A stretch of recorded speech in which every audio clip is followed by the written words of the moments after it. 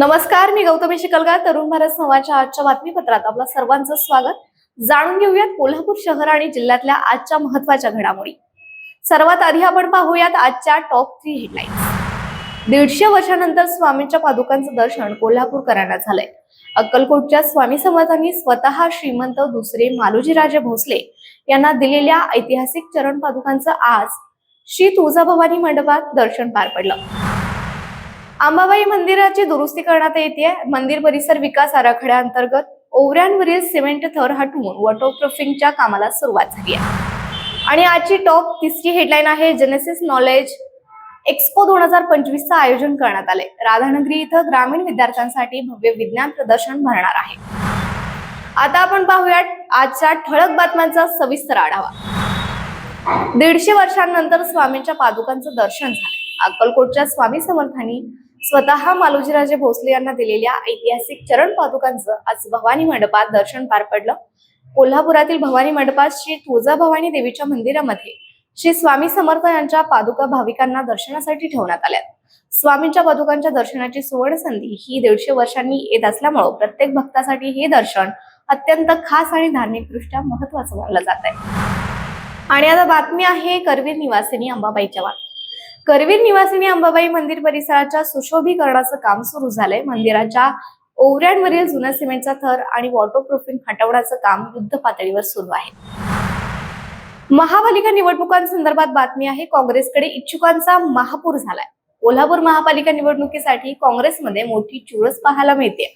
गेल्या 2 दिवसात तब्बल 329 इच्छुकांनी उमेदवारीसाठी मुलाखती दिल्या आहेत. बालकल्याण संकुलात 75वा शुभविवाह संपन्न झाला. निराधार मुलामुलींचे माहेर असलेल्या बालकल्याण संकुलात पूजा या मुलीचा 75वा विवाह सोहळा मोठ्या थाटामाटात पार पडलाय. संस्थेच्या 40 वर्षांच्या प्रवासातील हा एक भावनिक टप्पा ठरला. जेनेसिस नॉलेज एक्स्पो 2025चं आयोजन करण्यात आले. ग्रामीण भागातील विद्यार्थ्यांसाठी राधानगरी इथं विज्ञान प्रदर्शनाचं हे आयोजन करण्यात आलं. अभिजित तायशेटे यांच्या मार्गदर्शनाखाली होणाऱ्या या एक्स्पोद्वारे विज्ञानाचे विविध पैलू उलगडले जाणार आहेत. कोल्हापुरात आगामी निवडणुकीसाठी मतदान केंद्र 20 तारखेपर्यंत अंतिम केली जाणार आहेत. प्रशासक के मंजुलक्ष्मी यांनी सर्व निवडणूक निर्णय अधिकाऱ्यांची बैठक घेऊन गुरुवारी संध्याकाळपर्यंत केंद्रांची पाहणी करण्याचे आदेश दिले. नवीन केंद्रे शक्यतो महापालिकेच्या इमारतींमध्येच असावीत अशा सूचनाही त्यांनी दिल्या असून निवडणूक तयारीचा आढावा घेतलाय. इचलकरंजी येथील के.एल. मलावादे चौकात उभारलेल्या छत्रपती संभाजी महाराजांच्या पुतळ्याला मंत्री शिवेंद्रराजे भोसले यांनी काल भेट दिली. या पुतळ्याचं उद्घाटन नुकतंच मुख्यमंत्री देवेंद्र फडणवीस यांच्या हस्ते झालं होतं.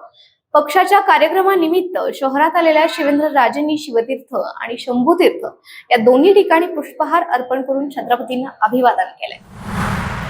4 लाखांचा मुद्देमाल लंपास करण्यात आलाय. हातकणंगले तालुक्यातील टोप येथे वैभव पाटील यांच्या घरी चोरट्यांनी चोरी केली आहे. विशेष म्हणजे चोरट्यांनी घरातील सदस्यांसह पाळीव कुत्र्यालाही गुंगीचा स्प्रे मारून त्यांना बेशुद्ध केलं. त्यानंतर 1 लाखाची रोकड आणि सोन्या चांदीचे दागिने असा एकूण 4 लाखांचा ऐवज लंपास केला. सीसीटीव्ही मध्ये 2 संशयित कैद झाले असून पोलीस त्यांचा शोध घेत आहेत. आणि ट्रक दुचाकी अपघातात पिग्मी एजंट गंभीर जखमी झालाय. फुलेवाडी येथल्या क्रांतिसिंह नाना पाटील नगर चौकात बुधवारी दुपारी भीषण अपघात झाला. पिग्मी वसुली करून जाणाऱ्या विक्रम शामराव सणगर यांच्या दुचाकीला समोरून येणाऱ्या ट्रकनं जोरदार धडक दिली.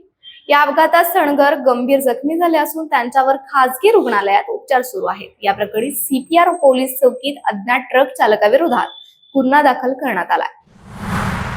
तर या होत्या आजच्या ठळक घडामोडी. अधिक सविस्तर विश्लेषण, स्थानिक राजकारण आणि जिल्ह्याभरातल्या महत्त्वाच्या बातम्यांसाठी आजच तरुण भारत संवादचा पेपर खरेदी करा आणि रोजच न चुकता वाचा.